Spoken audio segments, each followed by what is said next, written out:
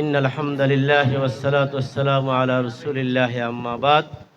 বাইতুল মুকাররমের একটি মানবিক সংগঠন যুব ফোরাম কর্তৃক আয়োজিত আজকের এই সুস্থ ধারার সাংস্কৃতিক খেলাধুলার আয়োজনের আজকের এই প্রোগ্রামের বিশেষ অতিথি পল্টন থানার মোহতারাম আমির শাহিন আহমেদ খান, পল্টন থানার সম্মানিত সেক্রেটারি, ইসলামী ছাত্র শিবিরের কেন্দ্রীয় সাবেক সভাপতি মঞ্জুরুল ইসলাম এবং অন্যান্য দায়িত্বশীল ভাইরা, আসসালামু আলাইকুম রহমতুল্লাহ।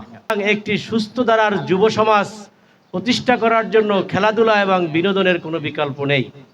সুতরাং যে সুন্দর আয়োজন যুব সমাজ করছে, আমরা সার্বিকভাবে তাদেরকে সহযোগিতা করব এবং তাদের যে একটি মানবিক সেবা কার্যক্রম আছে, মানুষের মাঝে রক্ত বিতরণ, আমরা অবশ্যই সেই কাজে আমরা সবাই সম্পৃক্ত থাকব এবং অবশ্যই আমরা ভুলে যাব না যে ৩৬ জুলাইয়ের স্বাধীনতায় যুব সমাজের রাজপথের অগ্রণী ভূমিকার কারণেই ফ্যাসিস্ট সেই সরকার সেদিন দুপুরের খাবার ফেলে রেখে পালিয়ে যেতে বাধ্য হয়েছিল।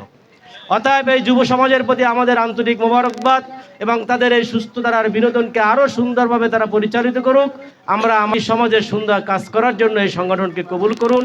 আসসালামু আলাইকুম ওয়া রাহমাতুল্লাহি তাআলা ওয়া বারাকাতুহু।